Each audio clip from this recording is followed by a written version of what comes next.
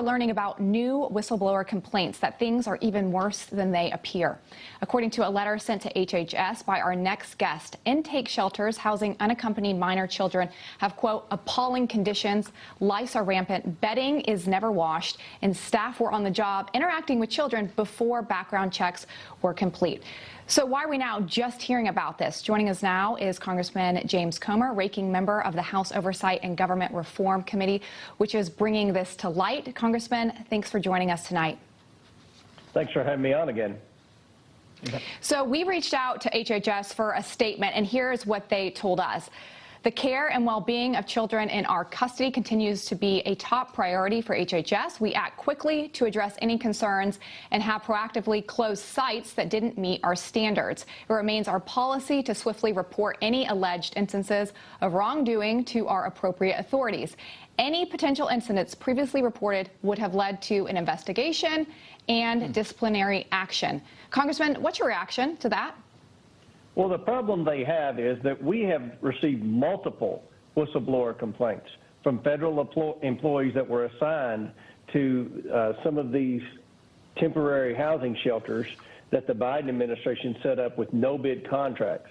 And the whistleblower complaints state that the federal employees had no training in dealing with children, and you mentioned many of the others, that there were no background checks given. The conditions were inhumane. There were hygiene challenges. They didn't have adequate supplies, and the shelters wouldn't have passed any type of average code in most cities with building inspectors. So there are a lot of problems. This problem is created by Joe Biden. It's only getting worse every day. We're seeing what's happening in what I call Bidenville, underneath that bridge. And these unaccompanied minors, especially the ones that they're apprehending all along the New Mexico border and California border, Texas border, they're being detained for 72 hours and then shipped all over the United States to places that we in Congress don't know exactly where they're being shipped to. So those places would be what I would call sanctuary cities. And they're being awarded no-bid contracts just to try to house these minors temporarily. We don't know how long temporarily is, and again, it appears that the conditions that these children are living in are inhumane. So you know what, Lindsay was showing a picture from when President Trump was in office and how the Democrats would go down there and cry about the conditions. They seem worse. So do you talk to any of your Democratic colleagues and ask them why they're silent? I do, and I get a silent response, or they walk off, or they mutter something while they're walking off. You know, they cared about kids in detention facilities when Trump was president. Now we have about 10 times as many kids in detention facilities, and they seem to have lost their care. So the Democrats on the House Oversight Committee, they were real concerned about oversight when Donald Trump was president, but they have absolutely no concern about oversight in the Biden administration. Correct. It's sad. It's sad to see. I want to turn to the coronavirus in China, the origins of COVID-19. Biden had ordered a review from the intel community that came out in August. It had no conclusive answers for us.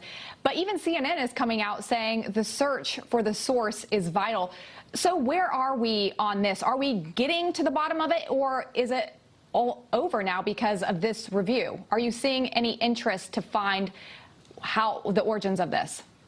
I think the American people are interested, and I know the Republicans in Congress are interested. Who's not interested are the Democrats in Washington, along with everyone in the Biden administration. But the report from the Biden intelligence community was a joke. You're starting to see more and more medical journals. There was a major British medical journal this week that came out and said that the evidence now appears to be more conclusive that did come from the Wuhan lab. And this was a medical journal that early on stated that it was just conspiracy theories that this virus was manufactured. So more and more people in the medical community have accepted the reality that this was manufactured. The odds that it was manufactured at that lab in Wuhan are almost 100%. Well, yeah. So, yeah. Because former CDC Director Robert Redfield, he said this. He said, when I said before that I didn't think it was biologically plausible that COVID-19 went from a bat to some unknown animal into man and now had become one of the most infectious viruses, that's not consistent with how other coronaviruses have come into the human species. And it does suggest that there's an alternative hypothesis that it went from a bat virus, got into a laboratory, where in the laboratory it was taught, educated, it evolved, so it became a virus that could efficiently transmit human to human. I feel like common sense tells us this. I don't, that if you think about where the lab was and everything that went, how that should have been the first thing. I'm starting to wonder if there's something about our relationship with China. Like I've always said before, they're too big to fail. They own too much of our debt. We get too much of our stuff from them. Is it possible that we don't want to find out the truth because they've made it very clear, if you stay on this, we're going to hurt you? It sure looks like there's something going on with the Biden administration in China. It feels like the Biden administration is compromised by China. Every medical expert now realizes that this was manufactured more than likely in that lab in Wuhan.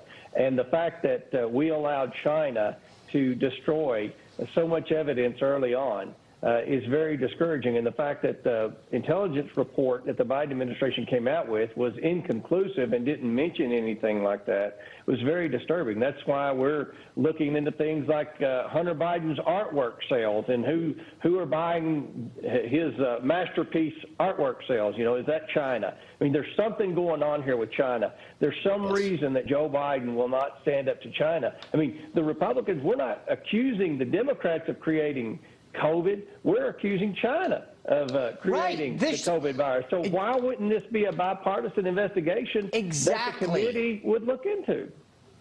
Exactly. All right. Well, we're not going to let it go. I appreciate you not letting it go. Thanks for joining us. Well, thanks for having me on, Sean. I appreciate what you all are doing. You bet.